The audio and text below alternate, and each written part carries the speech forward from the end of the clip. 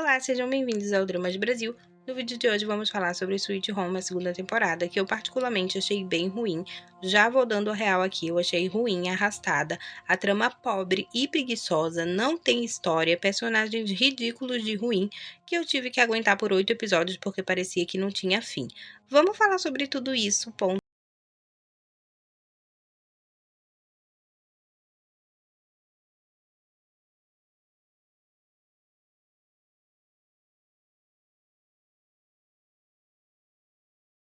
Sweet Home voltou depois de quase 3 anos, com uma segunda temporada, e voltou do mesmo lugar que parou. Muita gente estava com expectativa lá no alto. Eu não estava tão animada porque mudaram tudo do Webtoon.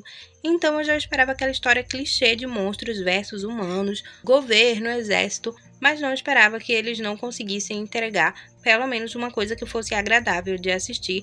Essa temporada foi intragável. O início até que foi interessante, foi legal, mas depois foi só ladeira abaixo. Desde a primeira temporada eu já não tinha gostado tanto da mudança que fizeram do Webtoon pro drama. Essa ocidentalização tá vindo com tudo pros doramas. Sweet Home saiu muito da bolha de dorama, então possa ser que você não assista dorama e não entenda muito bem o que eu tô falando, mas a questão é que dorama tem um jeito próprio de ser produzido, escrito, atuado, enfim. E por causa da Netflix e toda essa popularização, isso tá se perdendo em algumas produções. A gente tinha uma história super original na Webtoon, e se você não sabe da história, assiste o meu vídeo sobre a Webtoon que eu fiz. A Webtoon é simplesmente perfeita, ela tem uma história mais fantasiosa que você entende super bem, muito fácil de compreender.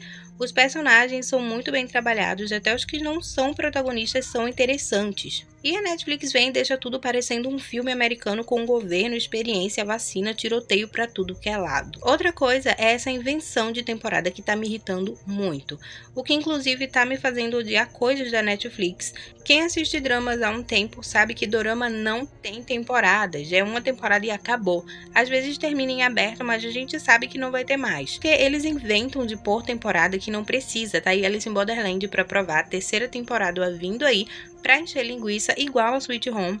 A história do mangá acabou e Alice in Borderland seguiu o mangá e ficou perfeito, foi ótimo o final, foi uma ótima adaptação. Eu até gostei da segunda temporada bem mais do que a primeira, porque eles seguiram o mangá, tinha uma história pra fazer 2 temporadas, mas agora vão inventar mais história pra ganhar dinheiro, sendo que tanto Alice in Borderland quanto Sweet Home tinham outro mangá do mesmo universo que poderia ser adaptado.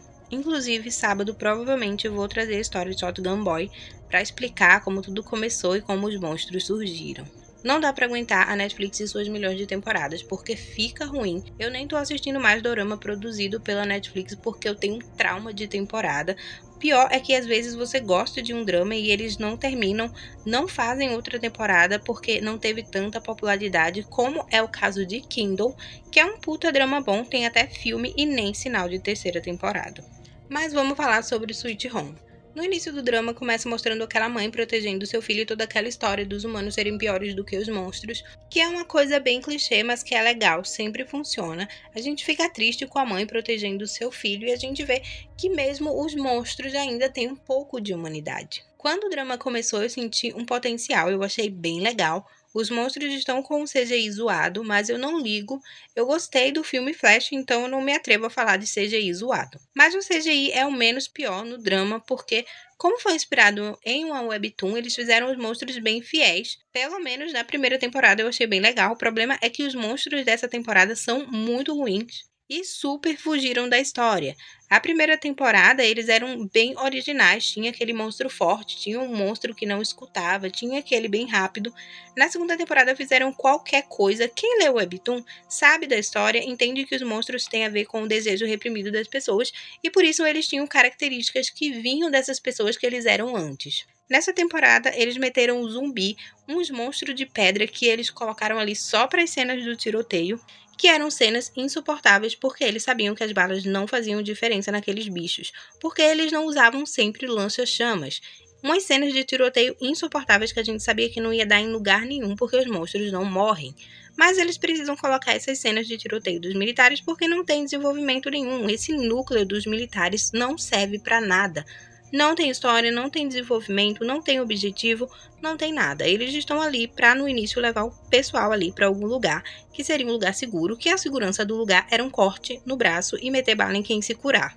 O que eu achava que aconteceria nessa segunda temporada era que os humanos iriam se juntar com os monstros com consciência e sobreviver, porque não faz sentido se proteger, porque as pessoas viram monstros em qualquer lugar e qualquer hora.